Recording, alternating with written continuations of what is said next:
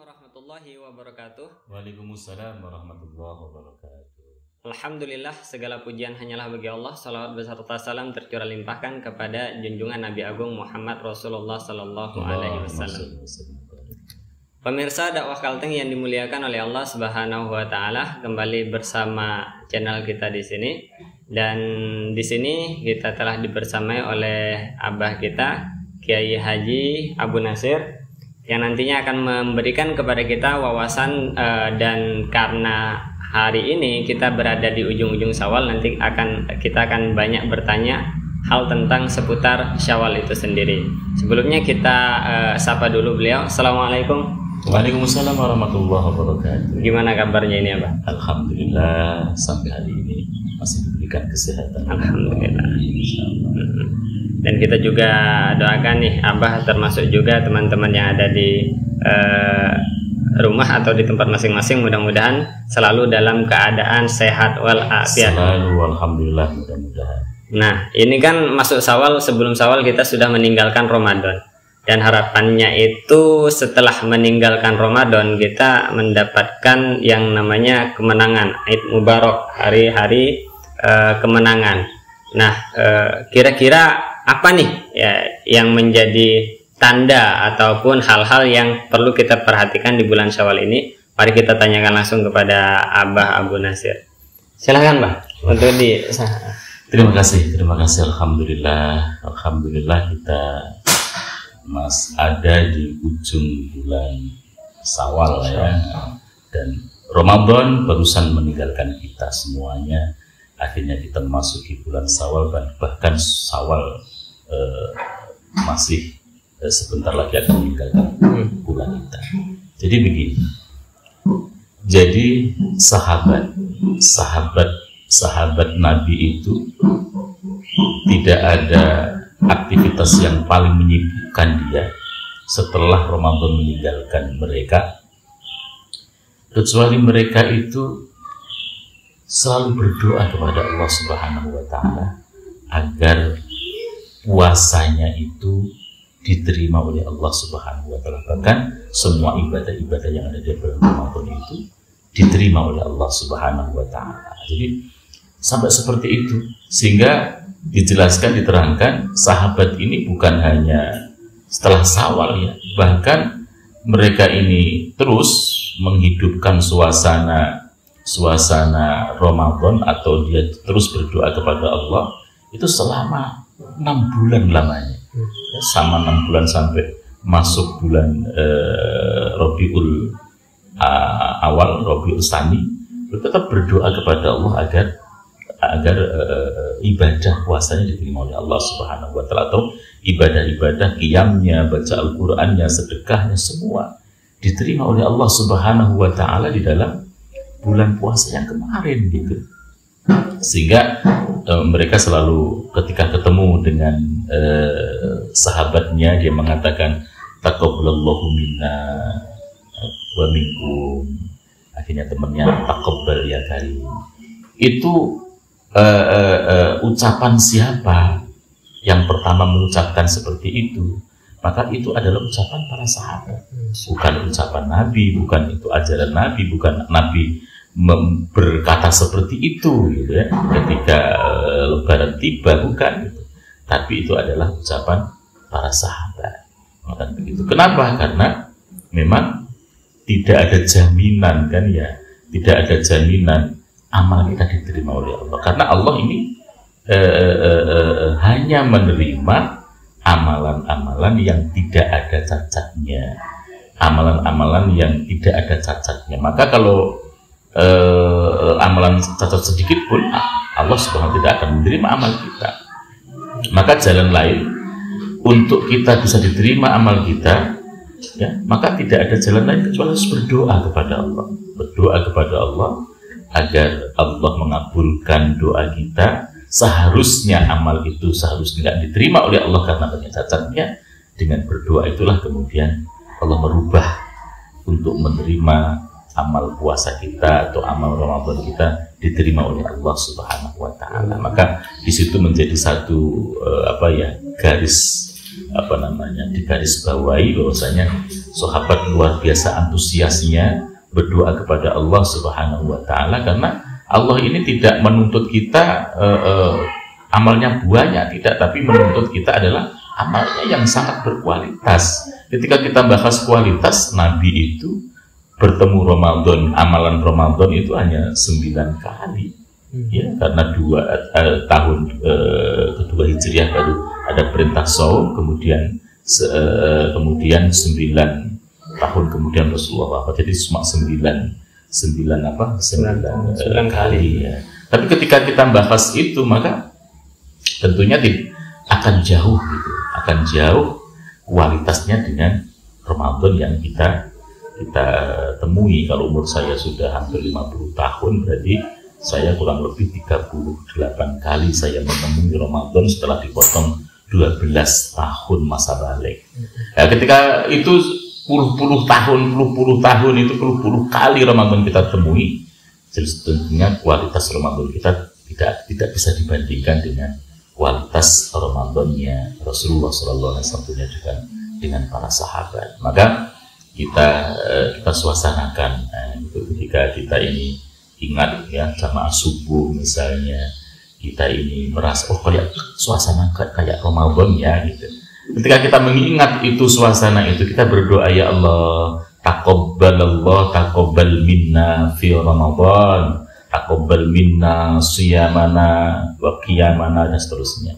Itu doa-doa yang telah dipanjatkan oleh para sahabat, karena mengingat bahwasanya tidak mudah untuk menjadikan amal kita diterima oleh Allah Subhanahu wa taala. Tapi ada cirinya gitu. Ada cirinya ketika amal kita diterima atau tidak. Maka Allah menjelaskan dalam Al-Qur'an, fa amman a'ta wattaqa wa saddaqa bil husna wa yassiruhu lil yusra.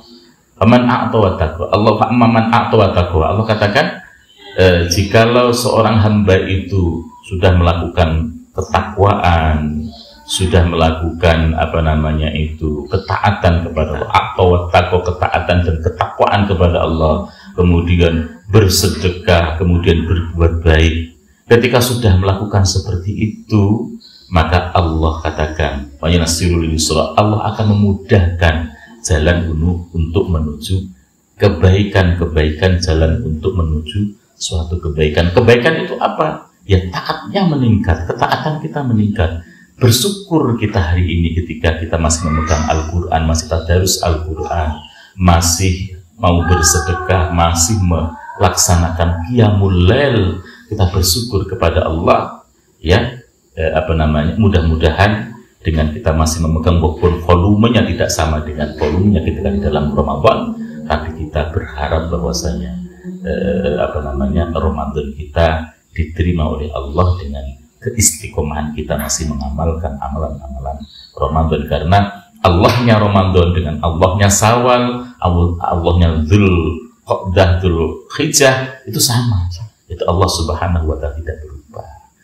Sehingga para pemirsa rahimakumullah, sehingga banyak ya ketika sudah lebaran atau menjelang lebaran, di mana-mana banyak sekali tulisan-tulisan, kita sambut hari kemenangan, kita sambut hari kemenangan bahasanya. Ya, menang bagaimana? Menang tentunya kita sudah menaklukkan hawa nafsu kita untuk bertaat kepada Allah. Nah, gitu kan bahasanya. Tapi kemenangan seperti apa yang tentunya seharusnya kita dapatkan, ya, gitu ya. Nah, kemenangan seperti apa itu? Disitulah yang kemungkinan nanti bisa kita bahas ya, kalian di dalam tentang masalah kemenangan. Iya.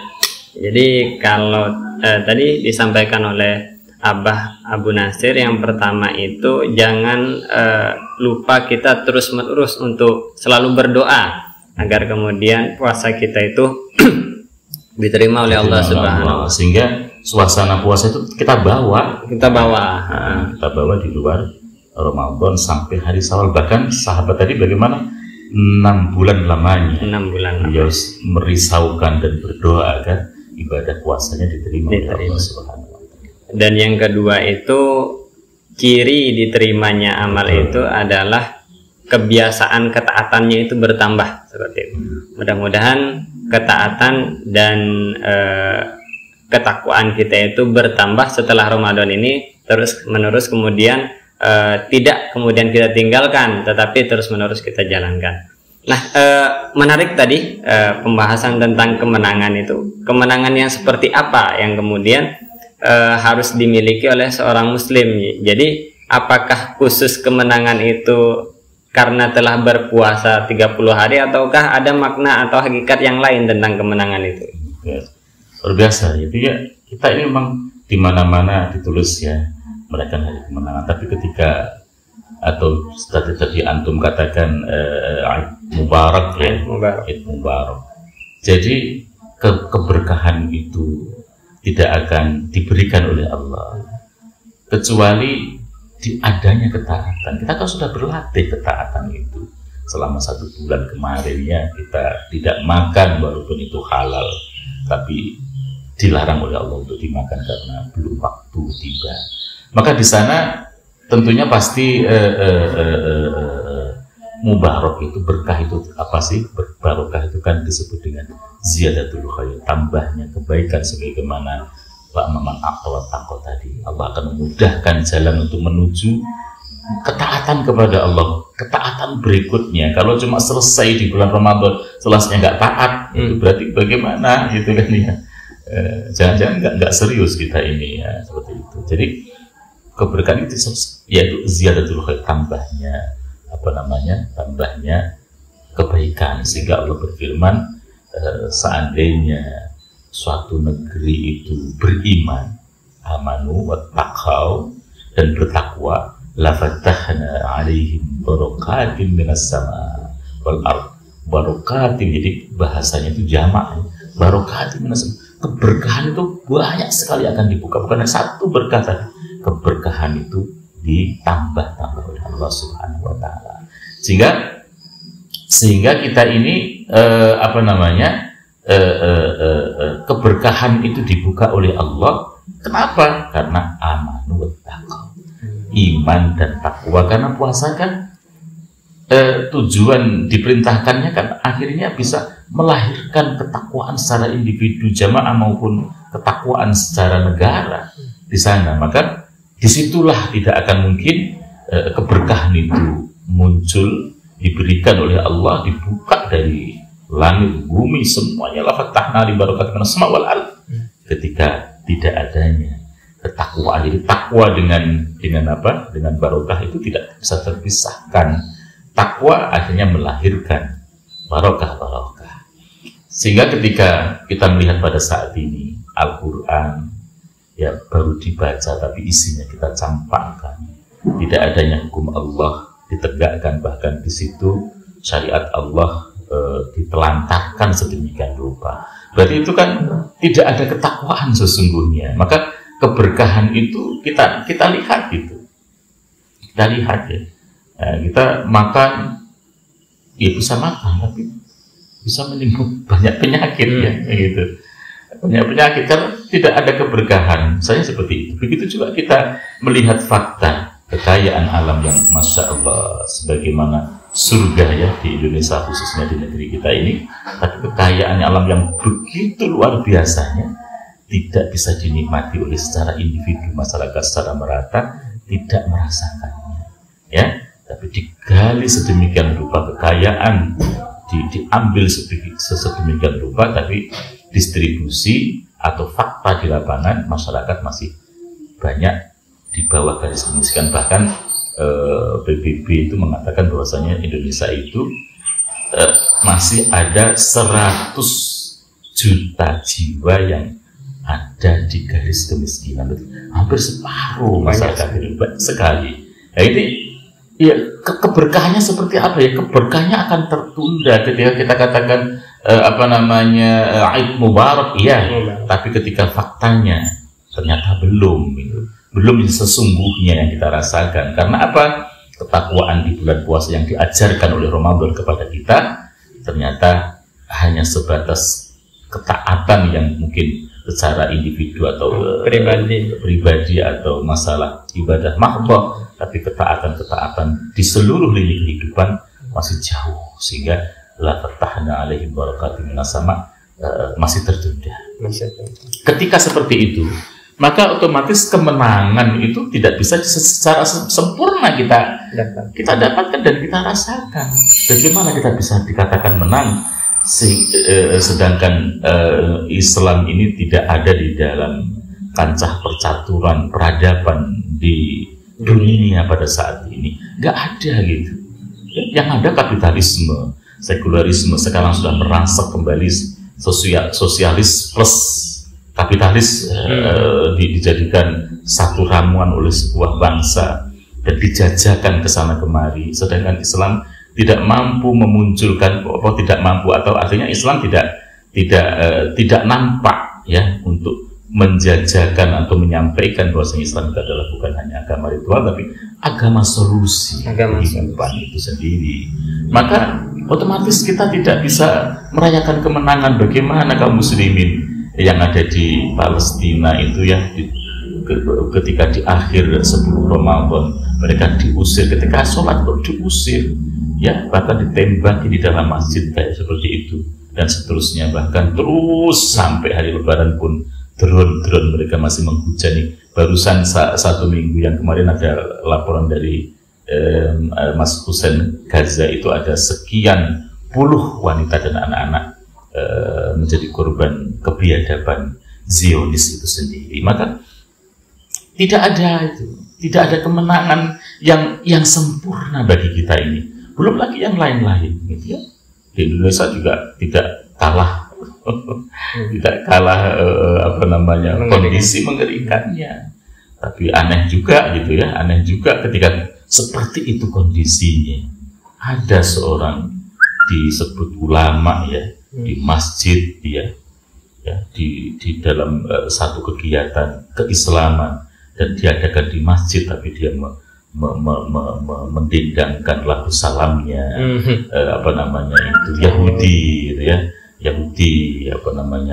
salam ilaihim itu ya, itu yang biasa yang lagi populer di viral saat ini. Ya itu sebuah kebodohan yang luar biasa. Kenapa kebodohan? Loh, kita ini menang aja belum loh, kita malah merayakan salamnya musuh itu. Ya kita lihat pada Israel Yahudi sekarang itu kan, dan kafir harbi fi'lan, dia itu harus diperangi karena dia sudah berani menodai tempat suci kita dan bahkan membantai kaum muslimin. Dia benar-benar musuh yang nyata, yang dia itu adalah harus kita perangi karena dia memerangi. Bukan, ya kita tidak semua orang kafir kita perangi karena ada dhimmi, ada harbi. Dia harbi fi'lan, dia jelas memerangi kita. Kok terus kita dendangkan? Tapi anehnya itu ada netizen yang mengkritik orang yang mengkritik ajaran sang guru tadi, yang kiai tadi ya, katanya Anda kok menyalahkan Ustadz ini itu, berarti Anda telah syekh ya, Anda telah berarti Anda telah menghina Nabi Yakub, menghina Nabi Musa, Nabi Isa dan seterusnya, Bani Israel pada umumnya. Kita tidak sedang itu, bahkan itu bagian daripada keimanan kita. Kalau kita tidak iman kepada Nabi Yakub sebagai bapaknya Israel, atau mungkin Nabi Musa, Nabi Isa, Nabi Harun, jelas akan dipermasalahkan keimanan kita. Bukan sedang itu, kita tuh melihat fakta saat ini, Zionis dan Yahudi itu bukan Islam. Kalau Nabi Yakub, Nabi Ishak, bahkan Nabi Ibrahim itu kan Islam dia, agamanya sama dengan kita gitu ya. Jadi bahkan mereka adalah nabi-nabi kita yang harus menjadi bagian daripada keimanan kita. Tapi kita harus melihat fakta, mereka adalah kadifilan. Jadi artinya apa? Kita ini umat Islam yang begitu banyak tidak bisa menghadapi segelintir orang yang merendahkan atau menghancurkan pada syariat Islam ini. Bahkan dia mengaku mazhabnya Bung Karno, mazhabnya itu. Jadi kan itu kan jadi kacau balau gitu loh. Kacau balau kenapa itu? kok bisa-bisanya kita ini kan syariat Islam sudah ditentukan oleh Allah, dasarnya adalah Al-Quran dan As-Sunnah, ijma dan qiyas. Ketika kita tidak mampu menggali Al-Quran sendiri, maka kita ikut mazhab seorang ulama yang mampu menggali hukum, kan begitu lah. Bung Karno nggak pernah menggali hukum ya, seperti itu. Makanya para sahabat dakwah Kalteng ya, kita ada di channel dakwah Kalteng ya. Ya, ini para pemirsa dakwah Kalteng yang dirahmati oleh Allah. Ternyata hari kemenangan itu masih jauh banget gitu ya. Kita masih luar biasa penistaan, penghinaan, pelecehan kepada Allah dan Rasulnya, kepada syariatnya sudah sedemikian rupa, maka kemenangan itu belum kita raih. Maka akhirnya terus bagaimana kita ini gitu ya, maka kita ini harus berupaya itu menuju kemenangan yang hakiki itu, yaitu mendakwahkan kembali syariatnya Allah, karena tidak ada kemenangan kecuali syariatnya. Itulah izzata illa bil Islam wala islama illa bi syariati. Jadi izzah, kemuliaan dan kemenangan itu hanya ada di dalam syariat Islam. Maka kita harus memperjuangkan secara dengan tegak, karena dengan tegaknya syariat Islam itu Allah kasih jaminan la fatahna alaihim barakatim minas sama. Bukan syariat Islam itu kan memberatkan, bukan, justru solusi, memberikan kemudahan bagi umat manusia, bahkan bukan hanya umat Islam saja, bukan hanya manusia saja, tapi bahkan alam semesta ini maka disebut dengan rahmatan lil alamin. Pemirsa, maka kita harus sama-sama, mari kita berbahu membahu, ulamanya, cendekianya, apalagi pelajarnya, mahasiswanya, apalagi semuanya, lagi semarga emak-emaknya, bapak-bapaknya, semua kita bersatu padu untuk meraih kemenangan yang hakiki, barokah yang hakiki, yaitu dengan kita ketaatan dan penerapan syariat Islam di tengah-tengah kehidupan kita ini. Tentunya itu tidak akan bisa berhasil ketika tidak adanya satu satu institusi yang biasa disebut adalah khilafah itu. Maka Islam kafah inilah yang kemudian harus kita pahami bersama-sama sebagai sebuah solusi permasalahan yang terus menimpa kehidupan umat manusia pada saat ini. Mungkin itu Kang Hadi, insya Allah. Masya Allah, luar biasa sekali teman-teman sekalian. Mungkin tidak perlu saya simpulkan karena memiliki intinya adalah jangan kita merasa cukup dengan kemenangan setelah puasa ketika kita sudah melihat fakta apa yang dipaparkan oleh gurunda kita, ayahanda kita Kiai Haji Abu Nasir, yang semua itu ternyata ketika syariat Islam itu tidak terterapkan, kita tidak bisa takwa sepenuh-penuhnya dan ketakwaan yang sebenar-benarnya, maka itu menjadi sebuah sebuah hal yang sebenarnya kita belum mencapai kemenangan yang hakiki. Maka marilah kita terus semangat untuk terus berdakwah, untuk terus menyampaikan tentang Islam kafah itu sendiri, agar kemudian kita mendapatkan yang namanya kemenangan yang hakiki. Nah, mungkin sampai di situ dulu. Insya Allah kita akan lanjutkan di waktu yang akan datang. Kita doakan mudah-mudahan gurunda kita diberikan kesehatan, kelapangan rezeki, sehingga dapat membersamai kita dalam acara-acara selanjutnya. Mungkin sampai di situ dulu, kita tutup. Billahi taufiq wal hidayah. Wassalamualaikum warahmatullahi wabarakatuh. Waalaikumsalam warahmatullahi wabarakatuh.